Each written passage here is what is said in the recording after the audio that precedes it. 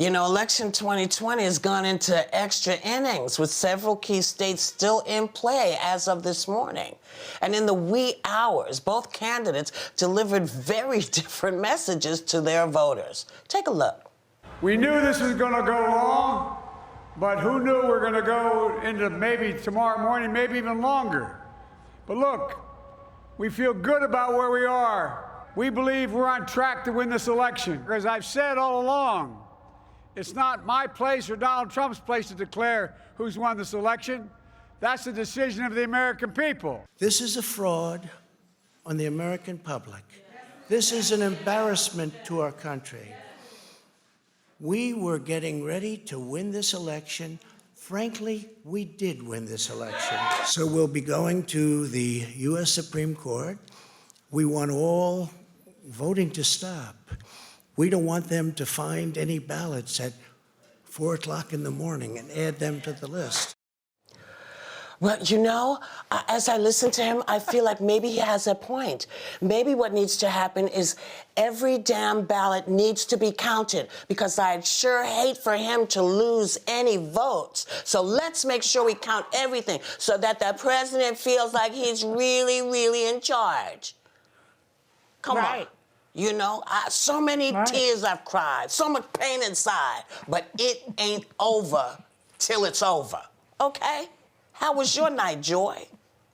Well, I fell asleep at 9 o'clock, so I missed the Supreme ruler's balcony speech in the middle of the night. But I woke up to find out that half this country... I just heard it there, but I mean, I woke up to realize that half the country can't seem to get enough of this liar. They just can't get enough of him. And it's pretty disheartening to see that, and to see that all of the groveling that was done by the Republican leadership is paying off, except in maybe Arizona. I'm a Colorado, actually. And... you know, it's a little bit depressing. But on the other hand, I think that Biden will win. And then we can have a country back again with decency restored in the White House, with a man who understands climate change, somebody who will not call people names. And he will go back into the Paris Accord. And so we have good news there. And I wore this sweater, Quid Pro Quo, which is an old sweater, to remind people that this president who exists right now in that position tried to steal the election and was impeached for it. So let us not forget that on this day. Okay, well, what were your takeaways from last night, Sarah?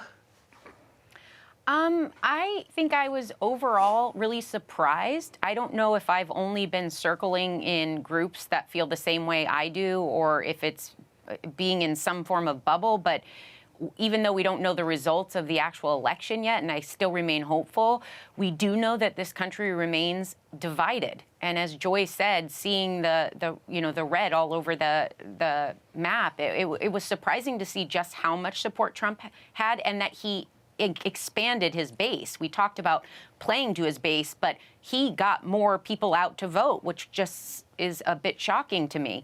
I feel like in 2016, we could say people wanted change and they were, disheartened and they voted for him. This time around, it's kind of fool me once, fool me twice. It makes me think that we have to be having different conversations, because I'm missing something completely. I think it's become popular solution to all of this divide to just walk away and defriend people. But clearly major swaths of this country are feeling very differently. And it's like Pete Buttigieg said yesterday on our air. He said, he goes to Fox because he can't blame people for not supporting his cause if they don't know his cause, which means conversation is more important than ever, and we need to be talking. But I think overall my parting feeling was I was really hoping for civility and a return to what I thought was presidential, and I saw all of that in Joe Biden. And I thought more people would be voting with that as important, and what I saw yesterday was it wasn't. Right. So, and what about you, Anna? You're in Florida. What surprised you, if anything? Well, Whoopi, look, I was on TV yesterday on Telemundo from 7 p.m. to 3 a.m. So this morning I'm feeling like one of those dolls that's had the stuffing picked out of her.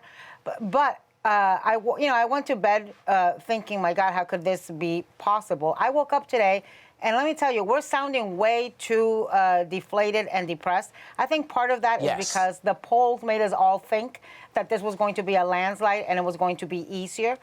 I'd much rather be Joe Biden today than Donald Trump. Actually, I'd much rather be Joe Biden any day than Donald Trump. So let me quote Cher and Moonstruck. Snap out of it, ladies.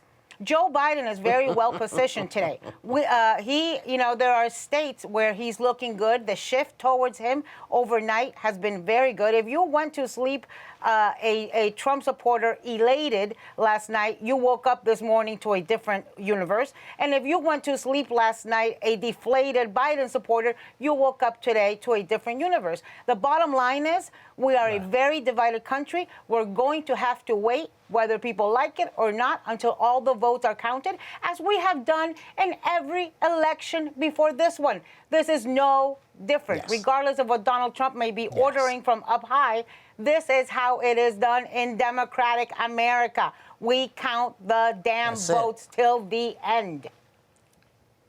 Including the ones that the post office forgot to go and collect. Anywho, what about you, Sonny? Nice to see you. How's your head right now?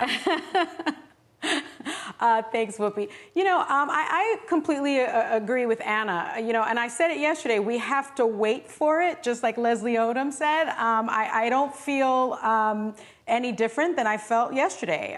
We know that Atlanta, Milwaukee, Detroit, those votes just haven't been counted. We know that there was an unprecedented number of absentee ballots because there is a global pandemic going on. We know that there was just an unprecedented number of early voters as well. And I think that that's all skews to Joe Biden's and inures to Joe Biden's benefit. And so I am actually feeling pretty optimistic. The only thing I will say that was, the pollsters just seem to get it wrong all the time. And so, Whoopi, you and I think have both agreed. We don't believe in those pollsters. we don't believe in them. And they got to get a new job. They got to get a new job. People lie, Sonny. They're lying. The polls are not wrong. I don't know that people.